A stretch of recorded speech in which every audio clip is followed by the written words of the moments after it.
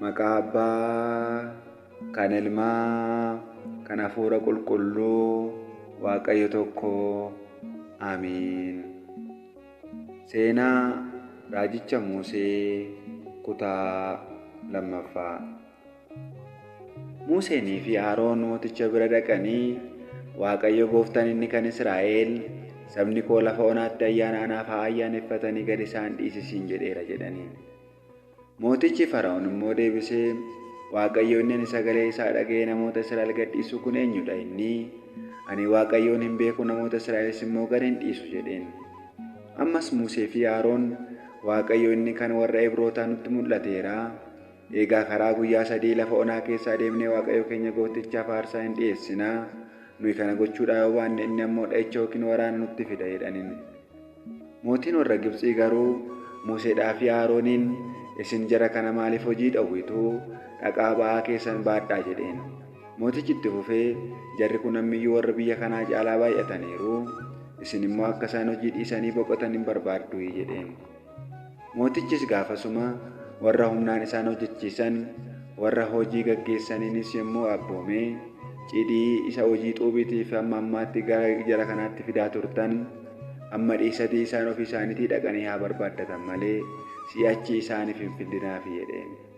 Lakkoofsa xuubii isaan hojjetanis irraa hin cabsinaa, hammuma duritti murame akka fidan godhaa. Jara kanatti hojiitu xinnaate, kanaafi dhaqnee Waaqayyo keenya faarsaa dhiyeessina jedhanii anattiyyuu isaan dubbii waa'ee hin baafne dhaggeeffachuu dhiisanii hojii isaaniitti akka qabamaniif hojiin ulfaatan isaan irra haa kaa'amu jedheen.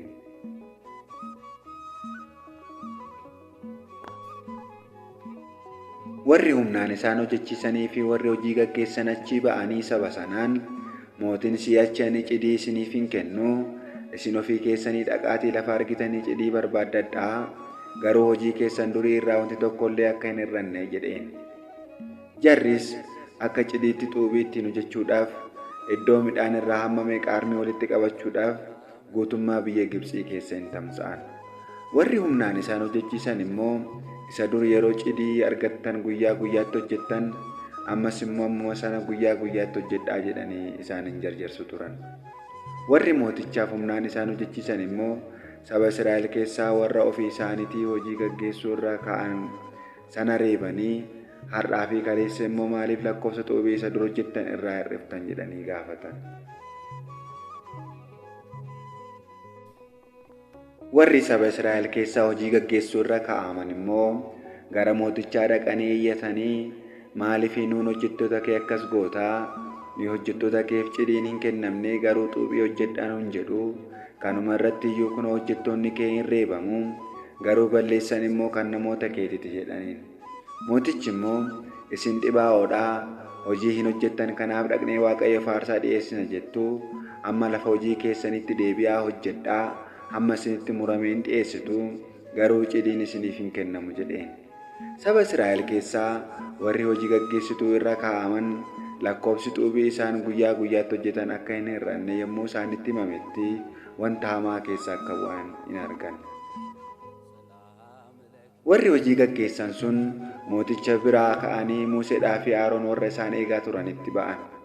Museedhaa fi Arooniin immoo, fooliin keenya mootichaa fi hojjettoota isaa biratti akka xiraa'u gootanii, billaa isaan ittiin nu ajjeesanis harka isaanitti akka kennitanitti waan lakkaa'amuuf Waaqayyo isinitti haa ilaalu, isinitti haa faradus jedhaniin. Museen immoo deebi'ee Waaqayyoon, yaa gooftaa maaliif saba kanatti wanta hamaa fiddee? Eegaa maaliif ana na ergite ree? Erga ani mooticha bira dhufee maqaa keetiin isatti dubbachuu jalqabee, inni wanta hamaa saba kana irraan gaheera. Ati immoo saba kee kana oolchuudhaaf waan tokkollee hin goone jedhe. Waaqayyo immoo Museedhaan, mootichi harka koo isa jabaadhaan qabamee waan isin gadhiisuuf, inni biyya isaa keessayyuu oofee akka isaan baasuuf, amma irree koo isa cimaadhaan waan ani isa irratti hojjedhu arguuf jirta jedheen. Yommus Waaqayyo Museedhaan, ani Waaqayyoodha. Ani Waaqayyo inni hundumaa danda'u, Abrahaamitti, Yisihaaqitti, Yaaqoobittis mul'adheera.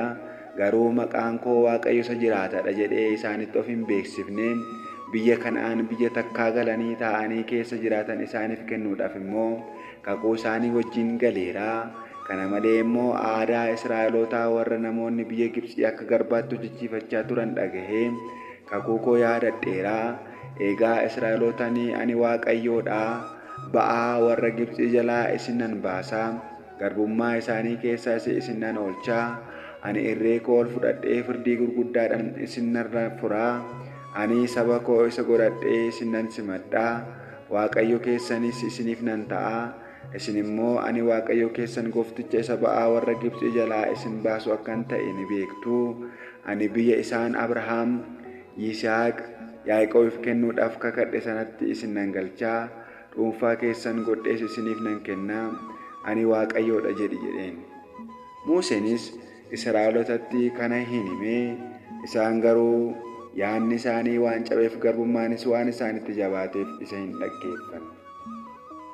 Waaqayyo yommus Museedhaan gara mootii Gibxii dhaqeetii akka inni Israa'eloota biyya isaa keessa gadhiisutti dubbadhu jedheen. Museen garuu Waaqayyo duratti deebisee, kunoo sabni Israa'el iyyuu ana hin dhageenye. Akkamitti mootichi immoo ana nama afaan isaa qajeelchee hin dubbanne dhagaharee jedhe. Waaqayyo garuu Musee fi Aroonitti dubbatee Israa'eloota biyya Gibxii keessaa baasuudhaaf dhaqanii Israa'elootatti mootii Gibxiittis akka himan isaan abboome. Warri maqaan isaanii kanatti fufee jirus dura buutuu sanyii abboota isaanii keessaa waamamanidha. Ilmaan Roobeel ilma Israa'el isa hangafaa, Henook, Faluu, Hezroonii fi Karmiidha. Isaan kun gosa Roobeelidha. Ilmaan Simo'oon, Yimu'eel, Yaamin, Oohaad, Yaakin, Zohaarii fi Shaawul. Shaawuliin durba warra Kana'aantu dahi. Isaan kun immoo gosa Simo'oon. Kanatti aanee immoo maqaa ilmaan Leewiitu akka dhaloota isaaniitti dhufaa. Isaanis Gershoom, Qehaat, Meeraaridha. Leewiin hamma waggaa 137 guutuutti hin jiraate. Ilmaan Gershoom immoo akka gosa isaaniitti Libnii fi Shime'ii turan. Ilmaan Qehaat, Amraam, Yizihaar, Hebroon, Uzi'eelis. Barri jireenyaa Qehaat waggaa 133 ture. Ilmaan Meeraarii, Maahilii, Mushis. Isaan kun akka dhaloota isaaniitti gosa Leewwii turan. Amraam Yokebeediin obboleettii abbaa isaa fuudhe. Isheen Aroonii fi Musee hin deesseef. Barri Amraam jiraate waggaa 137 ture. Ilmaan Yizihaar immoo Qorahay, Neefeq, Zikris turan. Ilmaan Uzi'eel immoo Mishaa'eel, Elzaafaanii fi Sitriidha. Aroon Elisheebaa intala Aminaadaab obboleettii Nahaasoon fuudhe. Isheen Naadaab, Abihuu, El'aazaarii fi Itaamaariin deesseef. Ilmaan Qorahay Asiir, Elqaanaa fi Abi'aasaaf turan. Isaan kun gosa Qoraahotaati. El'aazaar ilmi Aroon durboota Fuuxi'eel keessaa tokko fuudhe. Isheen Finihaasin deesseef. Isaan kun akka gosa isaaniitti dura buutuu abboota sanyii Leewwiiti.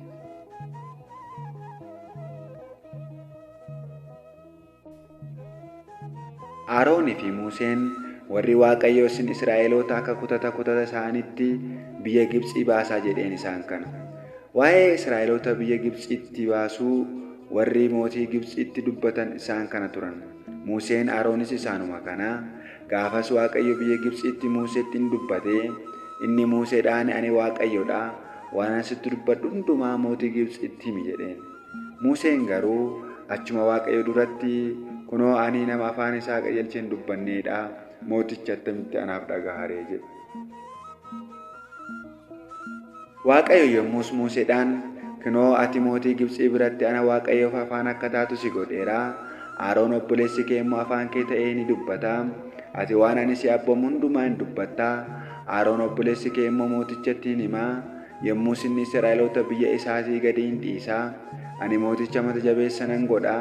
Milikkita koo fi dinqii koo biyya Gibxii keessatti nan baay'isa. Mootichi isiniif hin dhagahu. Kanaafis biyya Gibxii irra ciqilee koo nan dhaabadha. Firdii gurguddaadhaanis macca saba koo Israa'eloota biyya Gibxii keessaa nan baasa. Ani harka koo biyya Gibxii irratti ol fudhadhee Israa'eloota isaan gidduudhaa yommuun baasu warri Gibxii ani Waaqayyo akkan ta'e hin beeku jedheen. Museenii fi Aroon akkuma Waaqayyo isaan abboome sana hin godhan. Yeroo mootichatti dubbatan Museen nama waggaa 80, Aroon immoo nama waggaa 83 turan. Waaqayyo ammas Museedhaa fi Arooniin, amma mootiin Gibxii milikkita dhugaa keessan mul'isuu agarsiisaa yoo isiniin jedhee, yaa Musee ati Arooniin ulee kee fuudhii mooticha dura buusi jedhe. Ulichis bofa in ta'a jedhe. Museenii fi Aroon mooticha bira dhaqanii akkuma Waaqayyo isaan abboome godhan. Aroonis mootichaa fi hojjettoota isaa duratti ulee isaa lafa buusee ulichis bofate. Kana irratti mootichis beektotaa fi warra qoricha namatti godhan waamsise. Warri ayyaana heedanis ogummaa isaanii isa dhokataadhaan akkasuma hin godhan. Jarris adduma addaan ulee isaanii lafa hin bubbuusanii uleewwan isaanis bofataan, uleen Aroon garuu uleewwan jaraa in lilliqimse. Haa ta'u iyyuu malee mootichi akkuma mataa jabeessa ta'etti hin hafee akkuma Waaqayyo dubbatee ture isaaniif hin dhageenye. Kana booddees Waaqayyo Museedhaan garaan mootichaa hadoodee saba sana gadhiisuu didee kunoo mootichi laga Abbayyaatti gadi bu'aa ganamaan isa bira dhaqee ulicha bofata'u sana harkatti qabadhuutii lagicha qarqaratti isa eegi. Yommuu isa argituun Waaqayyo gooftaan inni kan Ibrootaa sitti na ergee sabni koo gara lafa onaa dhaqee anaaf haa hojjetu gadhiisi siin jedheera. Ati garuu hamma ammaatti dhaga'uu hin diddee Waaqayyo amma isaanii Waaqayyo akkan ta'e beekuuf jirtaa siin jedhaa. Ani immoo kunoo ulee harka koo keessa jiru kanaan bishaan laga Abbayyaa nan rukutaa. Bishaanichis dhiiga hin ta'a. Qurxummiin bishaanicha keessa jiranis hin du'u. Lagichis hin ajaa'a. Warri Gibxi immoo bishaan lagichaa dhuguu hin dadhabu jedhiin jedheen. Waaqayyo Museedhaan dhaqii Arooniin ulee kee harkatti qabadhu. Bishaan biyya Gibxi hundumaa lagoota isaanii yaa'ota isaanii bishaan ciisu. Kuufama bishaanii irrattis harka kee ol fudhadhu. Isaaniin dhiiga haa ta'anii guutummaa biyya Gibxiitti qodaa mukaa isaanii fi qodaa dhagaa isaanii keessa kan jiru iyyuu dhiiga haa ta'u jedhiin jedhe. Museenii fi Aroon akkuma Waaqayyo isaan abboome godhanii Aroon ija mootichaa fi hojjettoota isaa duratti ulee isaa ol fuudhee bishaan laga Abbayyaa irra rukutee bishaan lagicha keessa jiru hundinuus dhiiga ta'e. Qurxummiin Abbayyaa keessa jiran hin du'anii lagichis hin ajaa'ee warri Gibxiis bishaan lagichaa dhuguu hin dandeenye. Biyya Gibxii keessa lafa dhaqan hundumaatti dhiigatu argame. Biyya Gibxii keessas warri ayyaana heedan ogummaa isaanii isa dhokataadhaan akkasuma hin godhan. Mootichi akkuma mata jabeessa ta'etti hafe malee akkuma Waaqayyo dubbatee ture isaaniif hin dhageenye. Yommus mootichi gara mana isaatti hin deebi'ee wanti ta'e kunis garaa isaa hin rukunne. Warri Gibxiis bishaan laga Abbayyaa dhuguu waan hin dandeenyeef hundumti isaanii bishaan dhugaatii baafachuudhaaf qarqara bishaan Abbayyaa irraa boolla qoqqotatan. Waaqayyo erga bishaan Abbayyaa rukutee guyyaa 7 guuteera.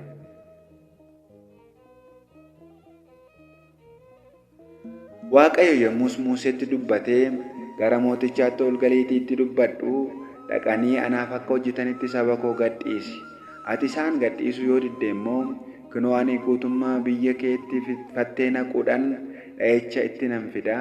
Lagni Abbayyaa fatteedhaan hin guutaa. Isaan lagicha keessaa ol ba'anii mana keetti, diinqa keetti, siree keetti, mana hojjettoota keetti, mana saba keetti, iddoo ibiddaa keetti, qodaa bokoo keetti sin namu. Fatteewwan kunis sitti saba keetti, hojjettoota keetti ol hin ba'u jedhiin jedhe.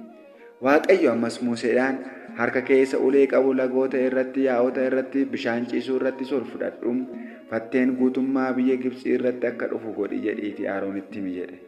Aroonis bishaanota biyya Gibxii irratti harka isaa ol fudhatee fatteewwanis ol yaa'anii lafa uwwisan. Ayyaana hedduun warra Gibxii immoo ogummaa isaanii isa dhokataadhaan akkasuma godhanii biyya Gibxii irratti fattee hin fidan. Mootichi yommus Musee fi Aroonin waamsisee fattee kanaan irraa saba koo irraas akka fuudhuuf Waaqayyoon kadhadhaa. Ani sabni kun dhaqee Waaqayyoof aarsaa isaa akka dhi'eessuuf gannan dhiisa jedheen. Museen yommus deebisee mootichaan fatteen sirraa mana kee irraas balleeffamee laga Abbayyaa duwwaatti akka hafuuf sii fi hojjettoota keef saba keef yoom akka kadhadhu ati akkasitti toletti anatti himi jedheen. Inni immoo deebisee bor jedhe. Museenis kan akka Waaqayyo gooftaa keenya tokkollee akka hin jirre ati akka beektuuf akkuma ati jettetti haa ta'u fatteen sirraa mannee kee irraa hojjettoota kee irraa saba kee irraas fuudhamee laga Abbayyaa duwwaatti nafa jedhe. Museenii fi Aroon eegaa mooticha biraa gadi ba'an. Museen waa'ee fattee isa inni mooticha irratti fide sanaaf gara Waaqayyootti kadhate. Waaqayyo akkuma Museen kadhate hin godhe. Fatteen manneen keessaa, oobdii keessaa, bakkee keessaa hin dudu'an. Yommus namoonnis tuullatti walitti hin qabanii kanaafis biyyichi in ajaaye. Mootichi garuu amma akka hafuura fudhate yommuu argee deebisee garaa isaa hin jabeesse. Akkuma Waaqayyo dubbatee ture Musee fi Arooniif hin dhageenye. Waaqayyo yommus Museedhaan ati Aroonitti himii guutummaa biyya Gibxitti awwaarri hin jiraan akka ta'uuf ulee kee ol fuudhiitii awwaaricha lafaa rukuti jedheen. Isaanis akkasuma godhan. Aroonis harka isaa isa ulee qabu ol fuudhee awwaara lafaa rukute. Injiraanis namaa fi horiitti hin namne. Guutummaa biyya Gibxii keessattis awwaarri lafaa hundinuu injiraan ta'e. Egaa injiraan namaa fi horiitti nam'ee ture. Warri ayyaana heedan immoo ogummaa isaanii isa dhokataadhaan injiraan fiduu yaalan garuu hin dandeenye. Warri ayyaana heedan sunis mootichaan inni kun hojii harka Waaqayyooti jedhan. Mootichi garuu akkuma mata jabeessa ta'etti hin hafe. Akkuma Waaqayyo dubbatee ture Musee fi Arooniif hin dhageenye. Kutaa isa sadaffaadhaan hanga walitti deebinutti nagaan tura.